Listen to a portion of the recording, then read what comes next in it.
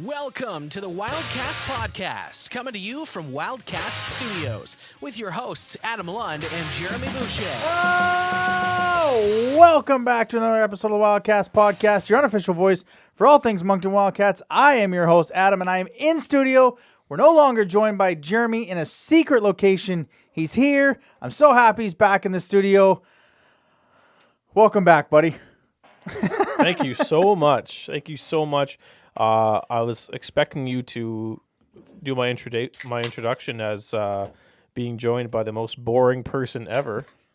In case you didn't, okay, you clearly didn't see my Facebook. So No, I didn't. Yeah, so the wife earlier today, quote unquote, called me the most boring person ever. So What? I figured you might start the introduction with that, but No, because I don't believe it. Oh, I don't well. understand why that is. She says that I called her boring first, but that's That not I true. believe. Yeah.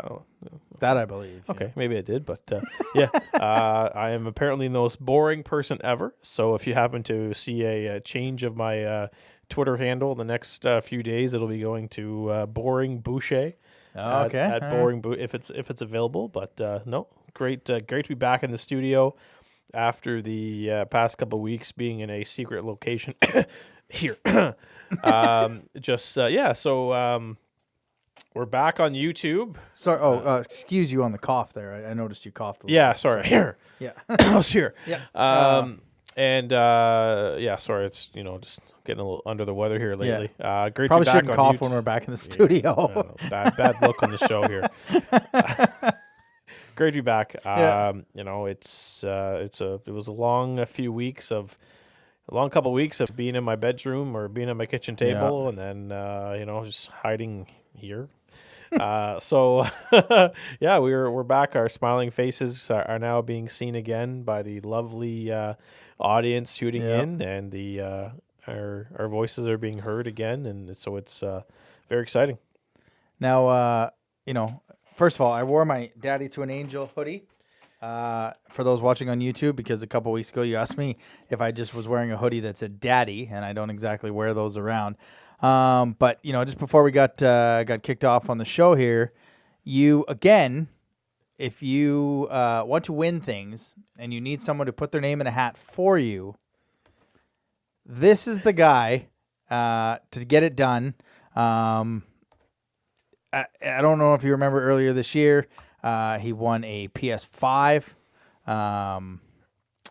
He is now, I'll let you tell the story, but it's just, he's got the PS5. And now he's got what you play a PS5 on. We like to have some incentives through work, and I had a pretty tough week last week, if you believe that. And but no, they do a bunch of draws and stuff, and I had one ballot in a draw for a 55-inch Samsung TV and 4K TV, and the one ballot got the job done. It was like one in I think 152. And to put in that perspective, some of the other guys had like 8 ballots, 20 ballots, exactly, 10 ballots. I mean, you only need to buy one ticket, right? Like that's what they say. To win the lottery, you only need one ticket. I can win gift cards, I can win TVs, but for the love of God, I cannot win that goddamn needs 50-50. Or a 50-50 at the rink either. That too. I wouldn't mind that needs 50-50. I think it's No. like 210,000. Yeah, 210,000 this week. Son of a nutcracker, man. Yeah, no, I'm Christ on a cracker, as my mother would say. Yeah, no, that's I'm hoping I get that as well. I mean, if I can't win it, I want you to win it. Not really. I'd just like to win it. We got a jam-packed show. It's going to be a thrilling show, but let's get to the Masked Singer update. Group B semifinals. We had the couple reveals, Caterpillar, Mallard. Jenny used the reveal button on the Caterpillar. I can't even remember who she guessed, but it wasn't even close. Mallard was who we thought he was, Willie Robinson from Duck Dynasty. Yeah. I thought that seems a little too easy with him being a duck, but it ended up being him. A lot of country singers they were guessing, and he was, like you said, the reveal. I'm friends with all of them, so kind of a, nice to be named them. Well, there was a clue last week that actually confirmed it for me. They showed a clue of Marilyn Monroe, Right. and the Duck Dynasty family is from Monroe, Louisiana. Oh, okay. So that's what kind of did it for me. I was Yep. like, yeah, this is definitely Willie Robertson. Yep. And the Caterpillar was not a boy bander. It was Bobby Burke, and I'm just scrolling I went to down. high school with a Bobby Burke. Is it that Bobby Burke? Definitely not. Not that Bobby Burke. No. I'm just scrolling down to find out where he's from. Bobby. From Queer Eye for the Straight Guy. So he's now, which is funny. I flipped on Netflix because I got into the old Tiger King 2. I don't know. I'm on episode 2, so I won't spoil anything. But found Blown Glass, the show, or Blown Away, the glass blowing show on Netflix. Yeah. And the Christmas episode is now hosted by Bobby Burke. Okay. And I was like, all right, well, that makes sense. So there he is. we got Group B semifinals. It's going to be Queen of Hearts. It's going to be a banana split. Queen of Hearts is Jewel. Banana split, we still got no idea. Who do you think actually comes out of Group B? I'm going to guess Queen of Hearts. I got to go with it too. I just don't like the duo thing. I've never been a big fan of that. I got to go with the old Queen of Hearts, Jewel. Beautiful singer, a wonderful singer. And she will take on the winner of Skunk and the Bull. So we've kind of gone back and forth with our predictions there. I'm going to pick the Skunk to come out of the Group A. Yeah. You're going to go with Skunk? Yeah. Skunk against Queen of Hearts? Yeah. That seems reasonable. I can agree with that. Alrighty, let's don't forget, as always, you can follow us on Twitter, Moncton Wildcast, Instagram, Wildcast Podcast, TikTok, and now we are back on the YouTube, so you can like and subscribe there. No quick question, no news and notes from around the league. We're going to go into the prospect and a little bit of draft talk. Last weekend, the Monctonian kicked off, and it was quite a successful tournament. The Flyers went all the way to the final. Their hated rival, St. John, was able to get the victory there, 1-0 in that final. Boucher, why don't you kick this off with, wherever you want to go, if you want to go prospects, if you want to go some of the Wildcats prospects. Very successful tournament. I love the Monctonian. I think I talked enough about it last week. It's I gotta say though, if this is any indication, Moncton and St. John are the two best teams in Atlantic Canada. I know it's early, but the Monctonian's always a good indicator. There's still the Ice Jam to come up in I think January, February. Now, that's basically the same thing as the Monctonian, right? But the Monctonian is just more traditional. Okay. It's been around for years. I think that they have the Ice Jam has a Bantam and a midget division. The Monctonian has a Bantam and then the midget minor and the midget major. Do they both have teams from Quebec and Ontario? No. I think it's only the Monctonian has Quebec and Quebec teams. And Ontario teams. If this is any indication, it's Moncton and St. John are the two best teams in Atlantic Canada, and it will be a damn shame that one of these two teams will be eliminated. One of them will. One of them won't make Atlantics because they have to go through each other to make it to Atlantics, which is a travesty. It's almost unfair. But no, these once you get into playoff time, bargaining major upsets, this New Brunswick final is going to be something to watch. I think it's one of those stupid best out of 8, first to 8 points. Why? It's basically a best of 7. It's silly. First one to 4 wins. Yeah, it's silly. So it'll be a tremendous, amazing New Brunswick final. Probably one of the better ones that we've seen in recent memory because Moncton's always been the dominating team. Yep. And so it's good that there's finally a team around like St. John that can that's right there with them. Just a quick recap of that final. I understand now why our friend Craig Eagles writes articles about how midget players should make that one extra pass because there was on a couple occasions where they set up Lansbury for the the one timer on his off ring, or they set up Phil Collette for a one timer on his off wing, and it gets blocked. Yeah. St. John has they've seen this team so many times. They've got familiar with their setups, and there's just I've seen a couple times where instead of either Collette or Lansbury one timing it, there was a guy opening the slot. So it's just one of those things where, you know, and that's not to say that these two players, Collette and Ellsbury, are not going to play in the queue. They're definitely going to play in the queue. But, you know, if they want to be successful at the next level, they have to that part of the IQ part of hockey has to come to them. If you make that one extra pass, they will be more successful.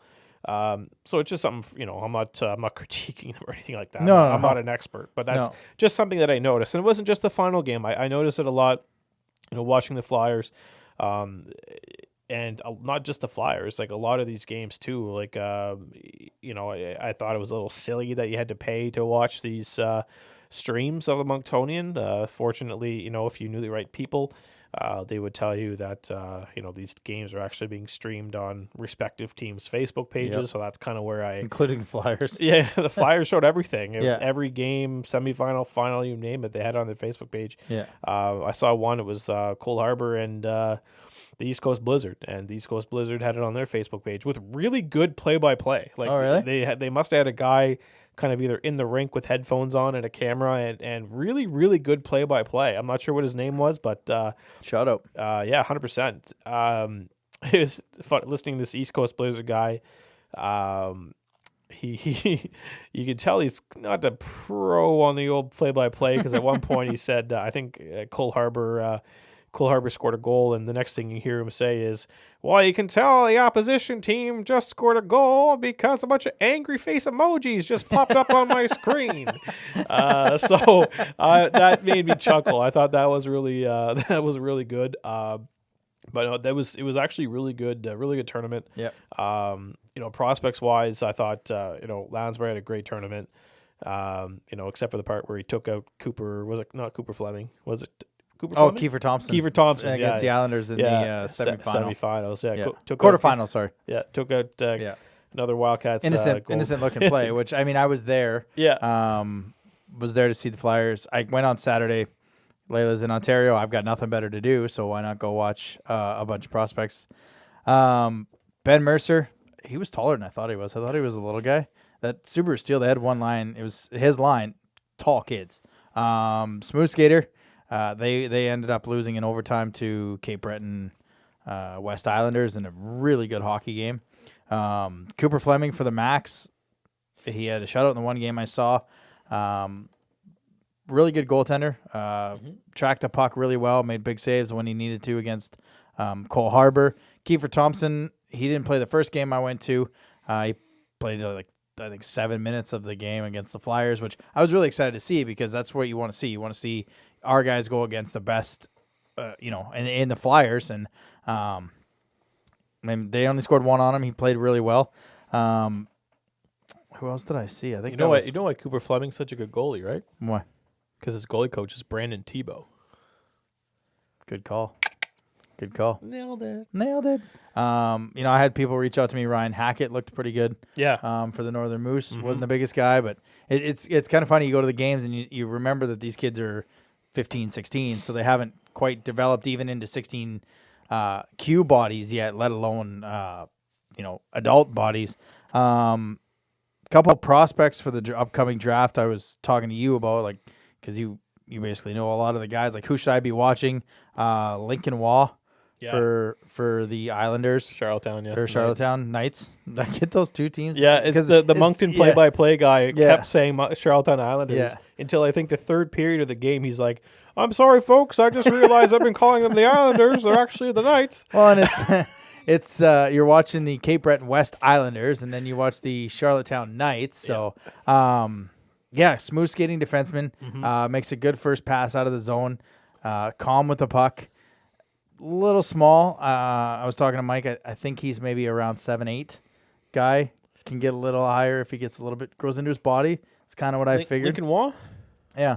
Like a 7'8" defenseman? No, 7'8" round. I think he's gone. I think he's gone long before that. Oh, is he? I think he's the top 06 defenseman in Atlantic Canada. All right, that shows how much I know. That's off one game too. Yeah, I was like, I think he's. You know, I don't know what's in the water lately in PEI, but they're busting out some pretty good Yeah. defensemen, like Jordan Spence, and then most recently Luke Coughlin, right? I think he went third to Rimouski, and now Lincoln Watt. I think he's a top 06 defenseman in Atlantic Canada. So I think he's long. I think he's maybe a top 2 round guy. Okay. And I've only seen one game too, yeah. right? Like, if you watch more games, I didn't have a chance to. And McMinn from Jack the Max, McMinn, yeah. Jack McMinn, another good defenseman, solid. Made the good first pass, head up all the time. And then you let me know about Quinn Kennedy, projected first round pick, as advertised. His first shift against Cole Harbour, he just was all over the ice. Got the assist, and by got the assist, I mean from the middle, tapped it to a guy standing wide open because the goalie committed way out to Quinn Kennedy. Second shift, another assist. Like, this guy was making things happen on the ice in the 2 shifts. I went over to see the finish of the Steel Islanders game, but Quinn Kennedy's as advertised. Yeah, he's a first rounder in my opinion, probably in the I would say 10 to 15 range. But could go a little higher. I haven't seen the Quebec kids. I can't really say confidently that he'll be in the 10 to 15 range. It just seems like a good projection. Yeah, good early projection. Could be higher. Could end up being top 5. You never know how these drafts go, right? So, but yeah. Quinn Kennedy. Anybody else those are the 3 guys that the Flyers defenseman Spencer Gill? Yeah. Yeah. Again, you didn't notice him on the ice, and that's the thing you want. But his gap control, I was talking to Sanderson during the final there. He was telling me his gap control when he watches him, if that puck is within a stick length, that puck's off the opposing player's stick before they even know. Like, his gap control is unbelievable for his age. He's people are going to laugh when I say this, but he's a defenseman with a big stick. And, I'm gonna laugh when you say that. Like, it's he's got a big stick, and he reminds me a lot of his brother, Dylan Gill of Rouyn-Noranda. I think Spencer's I think he's a couple inches taller. But yeah, honestly, like, he's not the flashiest skater, but he's good skater, smooth. So yeah, he's another one that's. Again, don't know what's happening in Moncton here with defensemen, but they're busting out some pretty good ones these days. And I thought Jonah Leard on the Flyers was good too. I thought another one on St. John, Connor Arsenault. He's not someone that you're going to the rink to see, but he's someone I think that's he's gonna pop. I think this is kind of like his performance where he breaks out. So I think Connor Arsenault is going to be a name that you're going to want to keep an eye on.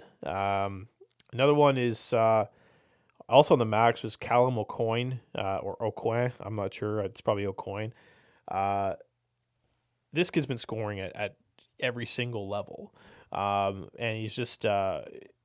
Maybe he's again a player that the scouts will go to watch Quinn Kennedy, but Callum McCoy's gonna, kind of up right at you. So I think he's a second rounder, and I think he's someone that's going to put up a lot of points in the queue if he's given the right team and given the right situation. Who else do I have here? Got a list here. We said Lincoln Waugh. Connor Arsenault, Quinn Kennedy. So we're kind of on the same page here. Yep. Riley Sampson of Cape Breton West. Really effective two-way guy. I think he's got big size, a 6'3", I think, and already 180. So for a 15-year-old, that's pretty good. Kind of reminds me.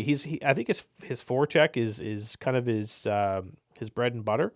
And another one is Cade Moser of the Weeks, another two-way guy. So just a few names that I kind of picked out of the pot. There's obviously a few that some 05s. I thought that some second-year players that really caught my eye was Ryan Lovelace of East Coast Blizzard. You don't see very many 05s or second-year players getting to the prospects game on the Friday night. Yeah. But he was there.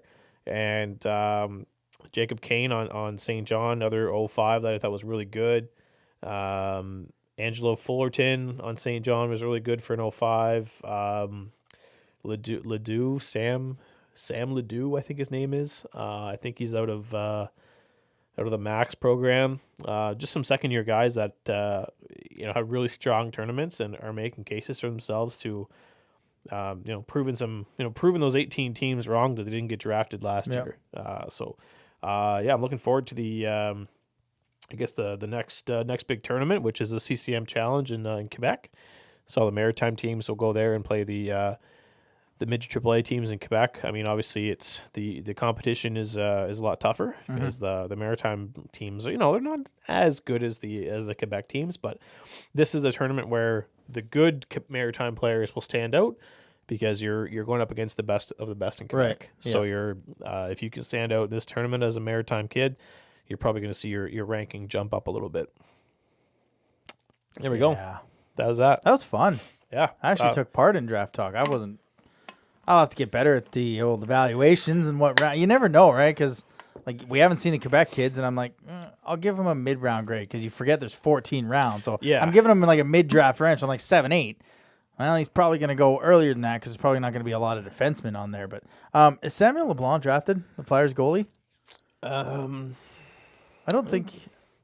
Mike didn't think he was either. I couldn't. Xavier Farah is Cape Breton, right? Yeah. Yeah. I don't know about Sam LeBlanc. Yeah, it's pretty tough to be a goaltender on a team like that. It's tough to stand out because you're not getting a lot of shots, and he plays really well in the games. He played great in the final. But I was interested to know if he was actually. I don't think he was drafted. That I saw. Drafted by Edmonton, but not Q drafted. Okay. So yeah. And the other guy that from Charlottetown that I asked you about, that Nolan Stewart. That guy had a motor. He continued to keep going. So if you had a chance to get to the Monctonian, it's a great tournament. If you're one of our fine listeners from Quebec, get to that CCM Challenge. And if you're one of our great listeners from Nova Scotia, get to the Ice Jam. See these kids. I mean, like I said last week, it's the cheapest way you're going to see these kids before they get into the queue. And it's great hockey all weekend.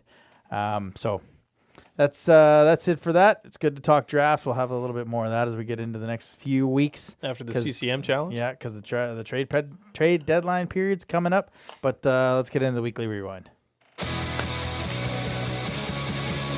Weekly Rewind. Well, from a decent weekend to a tough week last week, the Wildcats only getting 2 points in the 3 games, both in overtime, bringing the record to 10-6-2-1 for 23 points, second in the Maritimes, fourth in the East, and now 7th overall in the queue. We're not going to go through these in each game. I mean, you can give your I can't even remember what it is now. Tell me something good about tell me each game. something good. Oh, geez, I forgot about that. I don't know. I don't know what you're going to get out of this, but on a whole, the Eagles game is the game that is a little annoying because they should have beat them. That's the team you need to beat because that's who we're going to compete with most of the year. I mean, it doesn't look like it right now. Things could change. What I was impressed with after, and we talked about this last year a lot, after the ace kicking they took on the island there, losing 7-3, they came back the next night and were in it, carried a lot of the play, and got into the overtime. Didn't work out, but they had the lead in that third period, and they came back and they were playing well after taking the game we expected them to play against the Islanders most of the year from here on out. You keep giving the Islanders penalties, whether they're real or not. They're gonna take advantage. There's nothing against the Islanders. That's what they do. That's what good teams do. They take advantage on the power play. They had 5 straight goals after, for whatever reason, Langlois' goal was called back. I still don't understand how it was called back. I don't think anyone really knows why it was called back. Yeah, it was something. I had Aiden reach out on the one that I posted that looked like they were in the crease against Couture, and he said the angle that we saw on the TV looked like he hit Couture before the puck went in the net. The puck was actually in the net. So, I mean, that if the puck was in the net before they went into the crease for Couture, that's one thing. But I think the momentum in that Islanders game, I don't know if they would have won, but it definitely turned when Langlois' power play goal that would have tied the game at 2. Didn't go in, and you can just see the Islanders start to steamroll. So I was impressed with the way the Wildcats came back on Friday night and were able to at least get a point against Bathurst. Yeah, so I'll get to that. I guess I'll touch on that Cape Breton game. Tell me something good about that game. Well, I'll tell you something good. Andrew Barrington got his chirps in. Let's put it that way. So that's Took him a month and a half. Yeah. Yeah, so good on Andrew Barrington for, as soon as that game ended, sent me a little winky face on I got the same thing. Yeah. Facebook Messenger. So good on you there, Yeah. Andrew. You got your win, and then started rubbing it in my face again because when Cape Breton went to Quebec to beat the Ramparts, but then somehow they managed to lose to Chicoutimi and Baie-Comeau. Yeah. So you You win some, you lose some. karma's a B. Yeah. Yeah. So I'll that's what I'll tell you something good about that game. That one's for you, Barrington. What was the next game? The Charlottetown game. Charlottetown. Yeah. I've had some pretty good dumps in my life, but that was a shit kicking. Yeah. The one thing that worried me about that game is that was probably Thomas. I mean, obviously not his fault, but maybe his not his best game as a goalie for Couture. And my only concern with that is, I was surprised he got the start the next night. Yeah, you got the next night. The next night, I was surprised he got the start the next night. When I saw he got the start the next night, I was like, okay, a good goalie will rebound. We'll put the game behind him. Yeah. An average goalie will struggle, right? Because they don't know how to recover after a bad game. Thomas Couture recovered after a bad game. Yeah. He did really well to get them that point. And the old overtime. I get it. They start with two 17-year-olds and a 16-year-old, and you win the face-off, and you think, great, okay, cool, possession. Yeah. I know what they were doing, right? They won the face-off. Tybell was trying to chip it up the boards, and LaBelle would be in by himself. Unfortunately, Ben MacArthur, Wildcat killer, MacArthur. Ben MacArthur was right there, read the play, and at that point, Riley Kidney's just all by himself. So, I have nothing against putting two 17-year-olds and a 16-year-old on the ice to start overtime. I have nothing wrong with that. I don't even know if it was LaBelle and Tybell. Was it? Or was it OJ? I forget. I think it was OJ. Was it? Okay. Yeah. There you go. So I understand what they were trying to do. The Wildcats were trying to end it early, but totally backfired on them. I guess if you want to tell me something good about that game, the attendance. That was the Monctonian definitely helped out with that one. Yeah. But 4,600 was a pretty good crowd for needing. I think it's probably the best one since the home opener, right? Yeah, I don't know, and I don't know if that was the Wildcats not knowing that was coming, the Avenir Center security not knowing if that amount of fans was coming. But it's a good thing we're in a rebuild and not a lot of fans are showing up because the lineup to get in, I got there, I worked late. I got there at 6:45. I was walking, just getting to the lights to go across the street, and the lineup was still from the door all the way back to the lights.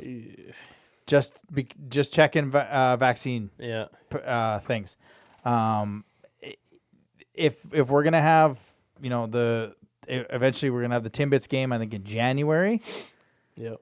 You better figure that out because people were still filing in. I got in at like 6:53 after, and even the season ticket holder line was like 9 deep. So there was a miscommunication on that. They got to either get more security out there checking vaccine passports. Eventually, we're going to get this QR code that might make it faster. But it looks great when there's only 3,500 people in the stands and they kind of filter in every now and then. But when everyone's showing up at the same time, yeah, that's it was not a great look. My tell me something good, I guess, was Blagden. He brought the energy early. He knew his team was going to need a pickup. Took on Jackson Bellamy, and I'll take that trade every day for 15 minutes to take a Jackson Bellamy off the ice. Oh yeah, for Nick Blagden, and wasn't much of a fight. No, it wasn't. But he brought, his team just got embarrassed the night before. He was bringing energy, and I had no issues with that type of trade off. He knows his job. Like that's his job. He's got to play tough, but there's been some incidents where he goes a little finicky. Likes to get play a little rough after the whistle, which is fine.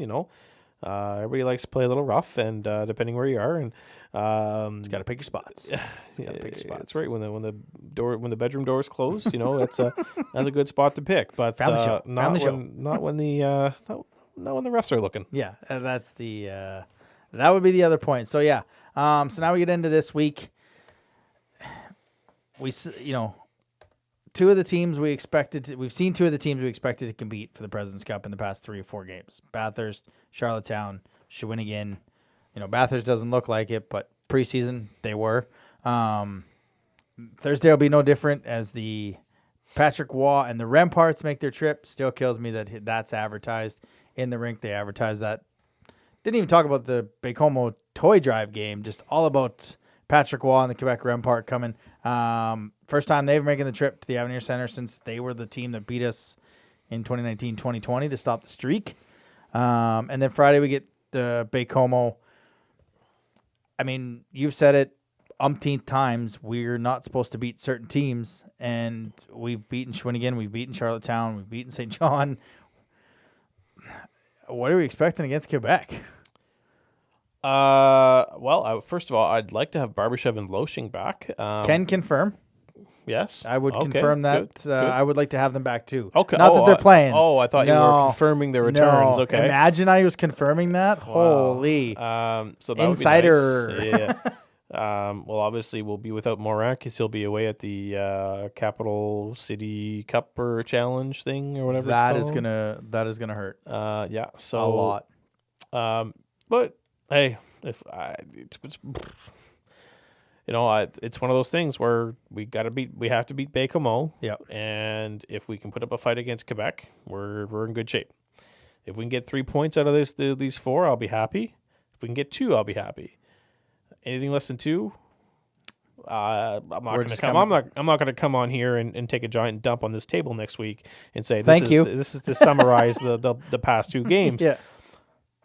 But you've got to beat Baie-Comeau. You've got to beat them. You've got to beat them. It's that's the team you got to beat, and that should be your 2 points. Yeah, because we're not supposed to beat Quebec. So whatever we get against them, whether it's a good effort and a loss, that's fine. Baie-Comeau has to be a victory. Hopefully not an overtime victory, but they've got to be a victory. They're 8 points below us in the standings. I mean, like it or not, this Wildcats team is right in the mix of a top team in the division. Mm-hmm. Mirage or not, that's exactly where they are. And these are the games and the teams, and like Baie-Comeau, you're supposed to beat. And, like I said last week, everything was going great. We were playing well, 8-2, top team, in the last 10 games. But it took a little bit of a slide, and all of a sudden Halifax is 2 points behind us. St. John is 2 points behind us, and Bathurst is now 3 points behind us. So, because we're not worried about catching Charlottetown, we're just focusing on who's behind us. But so you got to extend those little leads because you're going to be playing those teams into January. I was looking for my schedule. Well, I mean, they just played 5 games in 8 days. A lot of people forget about too. It's the fact. I mean. What, they got 4 points out of those 5 games, I think. Yeah. It's okay. It's not to get 4 points out of 8 games, out of 5 games. It's not terrible. No. And it's not. It's obviously and this team is clearly overexceeding. Is that a word? Yes. Yeah. Oh yeah, overexceeding. They're exceeding expectations. That's the one. Yeah. Over exceeding expectations. Good Lord. They're exceeding expectations. So, the fact that they're in the situation where they are right now. Yeah, we got 4 of 10 points in those 5 games. Okay. Well, 2 against Shawinigan, 1 against Cape Breton, 1 against Bathurst. Lost to Chicoutimi and Charlottetown. So that's fine for me. that's yeah. It's if there was 2 points out of those, I'd be like, okay, well, yeah. Yeah, if the only 2 points we got were against Cape Breton, you'd be like, yeah. Yeah. I've got nothing wrong with it. They've been playing well, and they're obviously still without their 2 of their top forwards. So to me, they're still performing above expectations. So it's to me, I'm still satisfied with how they are and where they are. Yeah, I'm the same way. I'm excited going to the rink every night because I'm not going there just hoping they don't get blown out. Like, I'm going there to the rink now kind of expecting W's, and that's a good place to be in this type of year. So, yeah, have a good effort against Quebec. Let's beat Baie-Comeau, and then we're back on the road for 3 for a second 3-set in Quebec. So, Drummondville, Val-d'Or, and Rouen-Noranda. So, just keep rolling. Just keep rolling. All right, let's get to a very special guest. Do you want to talk to a guest? Yes. All right. I would like to do this. Well, you know what? Much. Let's get to him. Let's get to a view from the other bench. View from the other bench. That was right over the thing. All right, well, we've had view from the other benches around the Maritime Division, and we thought, what? Why bother with that? Let's go to an AHL bench. We are pleased to be joined by former Moncton Wildcat and current Belleville Senator Phil the Thrill Daoust. Phil, welcome in. How are you? Hey, I'm doing good, guys. Thanks for having me again. I'm really excited for this little interview again. Yeah, we kind of wish it was on terms of you in our city, but we're more than proud of you to be watching you in Belleville. Just, I guess, talk about your experience at Senators Camp and then into Belleville. Yeah, I mean, obviously I headed down to Ottawa, rookie camp and development camp early September. That was a good experience, obviously. Being my first year with the whole COVID situation that happened the year before, I couldn't go my first year, so it was really cool to end up going there my first year, and just learning so many different things from all their staff, and just try to soak as much as I could in, and now I ended up being here, but in general, it's just been an awesome experience from the get-go. So you get to Belleville, you get going with camp there, and I guess at what point did it kind of, obviously everyone wants to make a good first impression at camp, but at what point did it really clue in, like, I actually got a chance here? Like, was it during camp? Was it once you get into your first couple of games? Yeah, I mean, early on in my rookie camp in Ottawa, I did have a little bit of an injury, so I knew I was just trying to heal that as quick as possible and try to get back on the ice. I think after that injury, when I got back on the ice, I kind of felt like I could play with these guys, just getting used to it a little bit more. And then once I got invited to Belleville camp, it started kind of kicking in that they invited me here for a reason, and they drafted me for a reason. So I kind of felt like, anything's possible, and it ended up turning out the good way. So it kind of kicked in after probably my first rookie game in Ottawa there against Montreal, and once I got the official invite to Belleville camp. Playing with Belleville, your first weekend there, we were able to stream the games. We thought we saw your first goal. Just talk about that experience of first game, you get the first goal, and then it ends up being an apple. Yeah. I think in general, I'm not really known to be a huge goal scorer. I'm more of a playmaker there. So I was pretty excited to see what I thought I scored the goal, but I ended up talking to my teammate there after the play was done, and he told me he touched it. But honestly, I was just really excited to get my first point. So in general, it was really an emotional roller coaster, thinking you get your first goal and then getting it taken away. But it didn't really matter to me. I was just happy that I got to play a game and get a point there. So you end up signing your contract. I think it was October 26th or 27th. I think it was. Um, how was that conversation like? Who'd you call first? And was it did Richie call you or did you call Richie? And how'd that conversation go? It wasn't us. He didn't phone us. Yeah. He didn't break our hearts first. We had to find out a different way. No, obviously, when I found out that that Belleville wanted to sign me and wanted me to play there for the year, obviously I was really excited.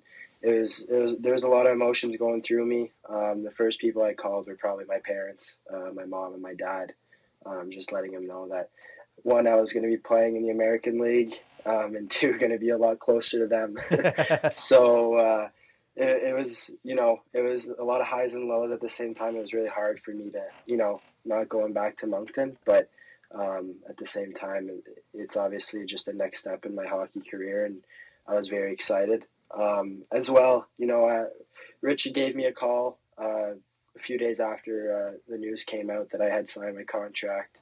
It was a really good talk. Richie's always been there for me, and he's the one who gave me a shot to really play major junior. So I couldn't thank him enough, and couldn't thank everybody in Moncton, the fans, everybody there. It's just been an unreal experience down there, and I'll never forget it. Moncton will be in my heart for the rest of my life. That's for sure. Aw. Put some tears in my eyes here, dude. Come on. You're gonna put tears in the It's a listeners' PG eyes. show. Yeah. Obviously, you didn't get to play with this guy here in Moncton, but Jonathan Aspro's there in Belleville. Have you kind of leaned on him and what playing in the AHL and being a pro is like, and just what's the mix with a lot of veterans that are playing in the AHL that have had some NHL experience. What do you lean on the most with those guys being new in the league? Yeah, I mean, in terms of Aspero, I had met him when I was trying out my first year in Moncton there, when we had that powerhouse with Peltier and all them. So in general, he was a big role model there. Just seeing him, how much of a workhorse he was in the gym, on and off the ice. So when I found out I was going to be in Belleville, and I knew he was in this organization, I was going to be looking up to him, and he's been awesome for me, talking me through it, and offering me any help in whatever it is. So from the beginning, I've been talking to Aspie, and it was good seeing him again. And I've always been just checking up on him, especially after I got drafted by Ottawa there, knowing that he was part of the organization. So Aspie's been awesome, and just in terms of Aspie being a role model for not just me, just all the rookies. I think he's always been a leader. I think he was the C the year before I got there. So Aspie is just an awesome leader, just not just for me, but all the new guys. And playing in the American League, you're obviously not playing with just 20-year-olds anymore. Yeah. Or whatever the case is, you're playing with some guys who are 28 to 34 years old. So it's a little different, obviously. Some of them have families, but it's pretty cool, just trying to pick their brain off little things, and just trying to get better every day. And, they're awesome. They're all good guys and good teammates, and they want to make everybody better, and they want to make themselves better. So it's just always a good environment. So just looking at the, Belleville lineups recently, you've been, playing some top line minutes there. I guess just talk about I guess if you can answer this, just the trust level that Coach Mann already has in you at such a young age, being a first year pro. Yeah, I think that trust didn't come right away. I think I had to put a lot of work in on and off the ice right from the beginning. As soon as I got into camp, he was the one who ran rookie camp, so he got to see me a little bit there, and he was very impressed. So when I got to Belleville, we had conversations. He was really high on my skill and my IQ, and it just comes down to just my work ethic every day, coming into the rink and acting like a pro and trying to make that next jump to the NHL now. So I've been trying to show that to him and prove that to him as much as possible. And I think that's where the trust started building in, and obviously, I want to play, as top six, as fast as possible, and I've been getting that lately. So I'm gonna just try to, stay up there because there's a lot of high end talent in this organization. So it's very easy to lose your spot, and so it's just a work mentality every day. So I think that's how I got his trust. Keep playing top 6 minutes the way the Senators are having COVID problems up in Ottawa. And I said to Jeremy, I was like, eventually Phil Daoust is going to make his debut in the NHL. That was going to be my next question. No, it's been honestly the last couple of weeks. It's been a little bit crazy, with obviously Ottawa just having all those COVID cases, and honestly half of our team got called up, as reserves and playing a few games. So it's been honestly crazy, and it's obviously given me a little bit more opportunity to play in those top 6 minutes and prove myself. So it's been crazy. It's obviously been a little bit weird, but it's an opportunity for me and obviously other guys on the team to show what they can really do. So bringing it back to Moncton last year, not a lot of junior hockey players got to play. Just talk about the you don't have to get in the ins and outs of it, but just a weird season last year. The team that we had making some noise in that provincial tournament. Just talk about your final year experience here with the Wildcats. Yeah, obviously it wasn't a typical year where however many games you play in the queue there. I think it was 68 or close to that. Obviously we only got to play around 30, and I was injured towards the end of the year there and got to miss playoffs. But in general, I think myself and I think every player who played in the queue, we were just really grateful that we got to play games. Obviously there's other leagues that weren't even able to get started. So I think in terms for myself, it was awesome to get going.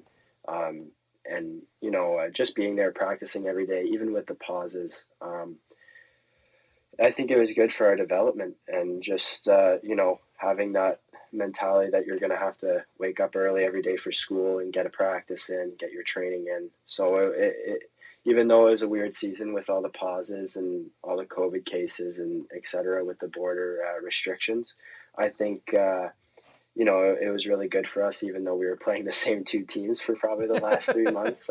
It might have been tough to watch for us fans, but it was honestly really just, I think we were all very grateful, just in terms of playing hockey games in a season like that. So one player you got used to in your first year in Q, played in Cape Breton, Igor Sokolov, but now you guys are teammates. To me, I've never met the guy, but he just seems like an absolute goof. You weren't wrong. You weren't wrong on that. Obviously goof in a good way. Yeah. But is that some guy that you've kind of obviously coming from the Q? Is it someone that you've been hanging around with as a friend and teammate, or what's his deal? A maritime division click with him and Mandalise. Well, you definitely aren't wrong on the goof part. He definitely is a character. He's a funny guy. He really just kind of lightens the mood in the dressing room sometimes when it's tense. Just kind of tries to make a few jokes. Obviously he's a very good player. We saw that in the queue, putting up, I think it was 100 points. Yeah. But he's a really good guy off the ice, and he takes his hockey serious. I think we saw that even in the queue.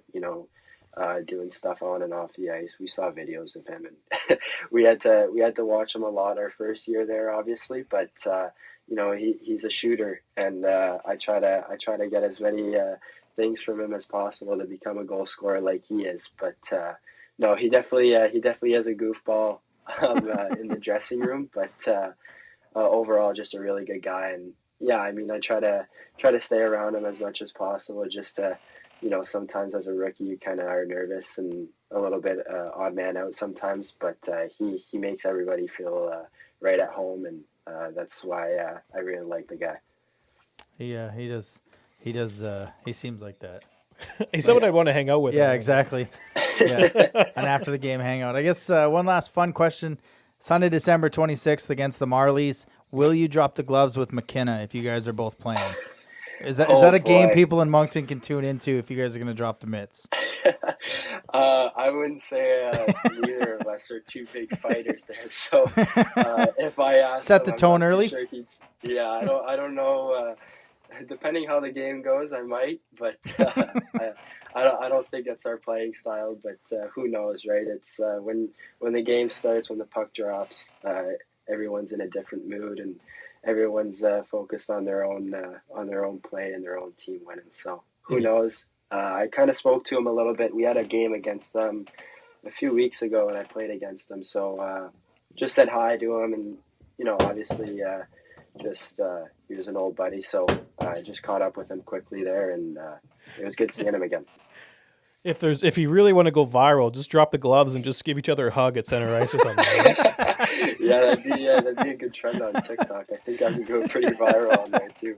For sure, man. We don't want to take up too much of your time. I actually work with your billet mom, Jenny Roussel. Oh, yeah. So she wanted to reach out. She says she keeps in touch with you. She's really proud of what you're doing. She loves you, and you're part of that family forever. She wanted me to get that message out to you. I just want to give you the floor to end this interview and just talk to the fans of Moncton. We all miss you. We're all really proud of your success you're having coming here as a free agent and turning it into an NHL contract. So the floor is yours, man, to just kind of thank the city of Moncton. Yeah, no, thanks a lot, and I'll for sure shoot a text to Jenny after this interview here, and shoot her a text saying thank you. Obviously, just to start with, obviously my billets. Coming in as a free agent, a new guy at 18 years old, a little bit young. They took me in right away and made me feel at home, and obviously coming into a new team. Just feeling comfortable at home makes a huge difference. So obviously, I want to thank them, and I appreciate everything they've done for me. In terms of the fans, obviously in Moncton, they've been awesome since day one. That was part of the big reason I came down to Moncton and wanted to play here, was because I saw the rink and the fans, and I watched so many of your games before coming here, and how electric it was and how supportive they are of the hockey team. So I couldn't say thank you enough to them, and how supportive they are with me and everything they've done for me. So can't say thank you enough to them. In terms of the team, the staff, obviously Richie, Dan, Josh, Boycer, everyone that was there my last 2 years. I want to say thank you to them, and thank you for helping me get to where I am today. I wouldn't be here without them, and Dan really gave me the opportunity to have a bigger role when he came in, and I think I definitely wouldn't be where I am today without him and without all their support, and how much they've helped me on and off the ice and become a grown man and develop as a player. So I can't thank them enough. And in terms of all my teammates, that I've had in the last few years with them, they've been honestly the best group of guys I've ever had. So, I'm going to miss them a lot. Obviously, I keep in touch with a lot of them, but I'm still watching their games. I still watch every game as I can, as possible. So I'll be keeping in touch with them, and I wouldn't be here again without them either. So I just want to thank everybody that was involved with me, the fans, my billets, the team, and you guys as well for your support and everything you guys have done for the team. It's been really awesome that you guys have that support for the team, and I know us as players, when I was there, we all appreciate that stuff. So again, thanks to everybody there. No worries, man. We thank you for joining us. We don't take too much of your time, as you're probably getting ready for a road trip as you head to Syracuse, I believe, this week, don't you? Yeah, I'll be seeing Fortier on Wednesday, so it'll be a nice little reunion there too. Another one you can drop the gloves with.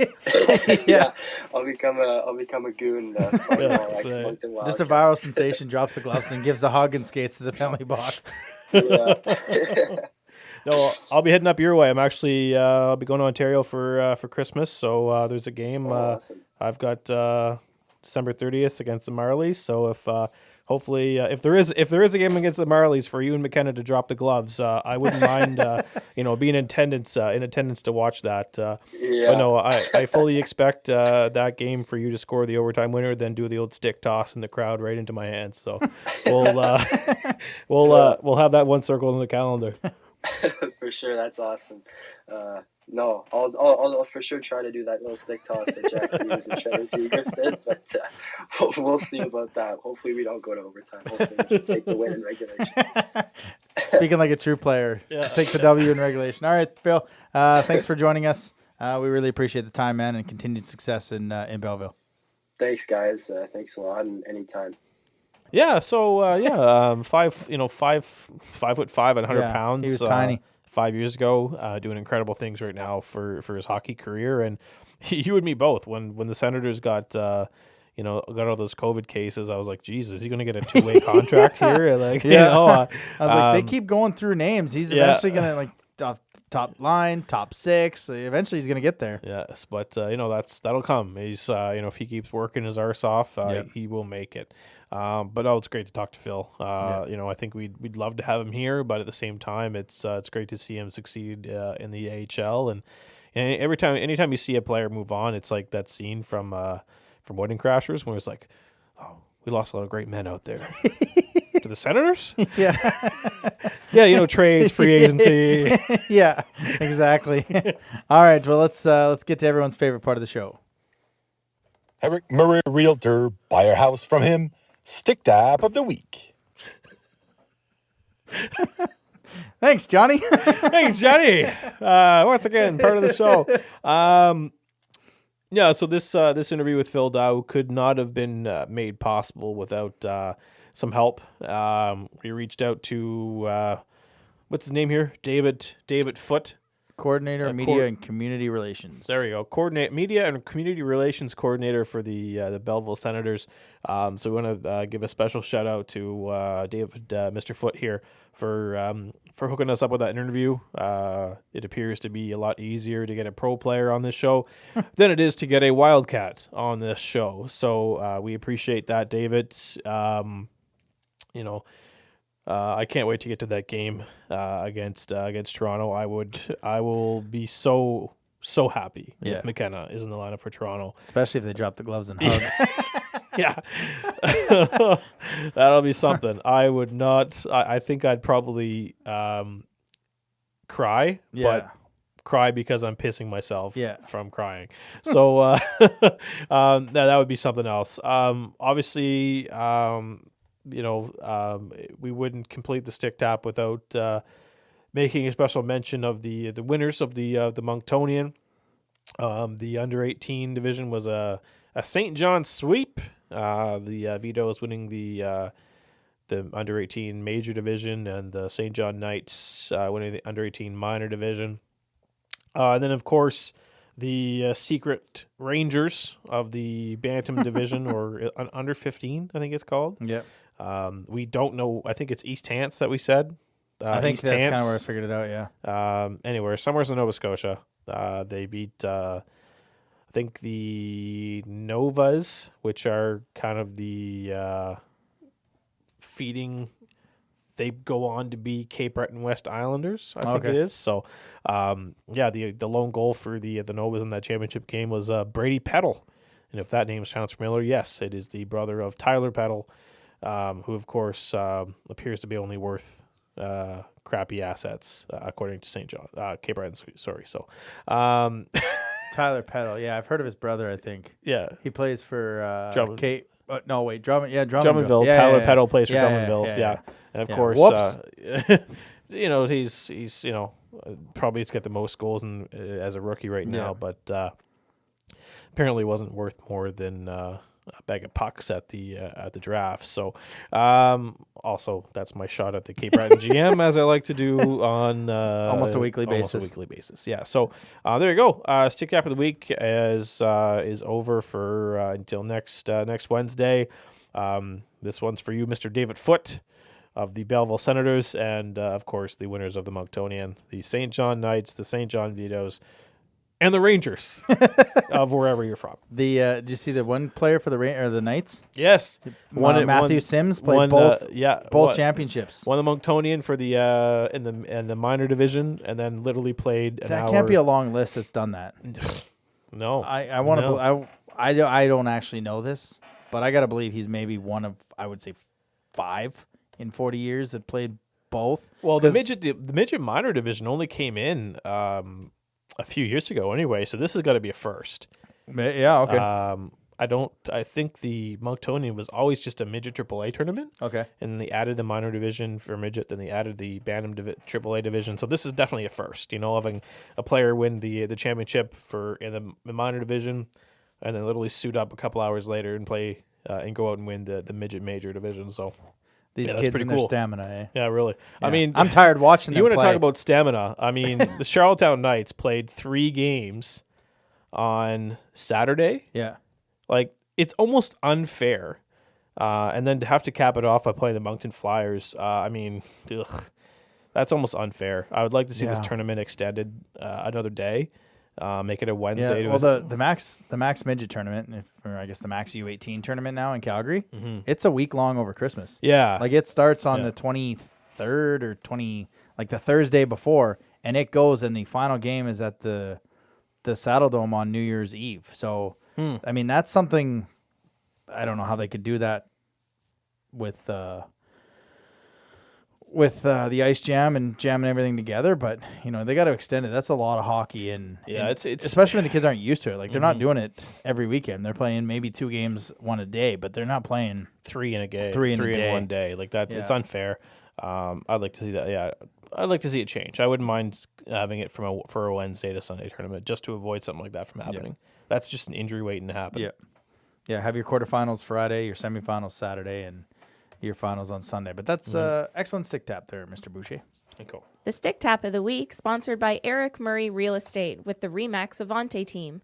If you're looking to buy or sell a home in the greater Moncton or surrounding area, make sure to check him out on social media or give him a call at 506-863-8802. All right, and that brings us to the Rosemary Lynn Massage Wildcat of the Week. She's back for another year as our sponsor. They're having a very special discount right now, 15% for all healthcare workers and first responders. So if you're a healthcare worker or first responder, A, thank you.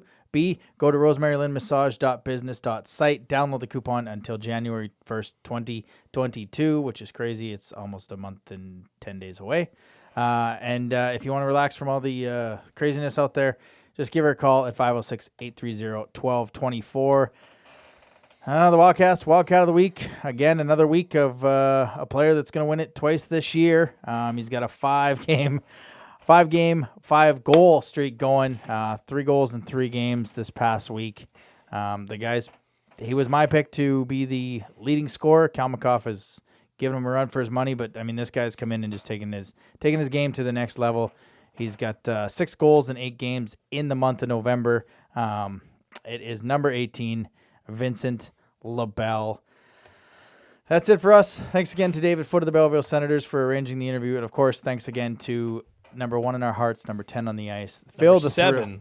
Is he number 7? I thought he was 10. With Belleville, he's 7. Did he go back to 7? I think he had 10, right? Yeah, then he went to 7 or something. Maybe I'm wrong. Hold, please. Hold, please. No, he's number 10. He had 7. He had 7. Yeah. All right. Number 1 in our hearts, number 10 on the ice for the Belleville Senators. Phil the Thrill Daoust for taking the time to join us tonight. And don't forget, this Thursday, the Patrick Wall returns. The Remparts are in town. And then Friday is the annual toy drive game. So if you're going to the game, A, get there early because the vaccine passport lineup is ridiculous. B, bring an unwrapped toy for kids and wonderful causes in this city. That's it for us. See you next week. Thanks for listening to another episode of the Wildcast podcast. Follow us on social media at Moncton Wildcast. I'm going to be that guy.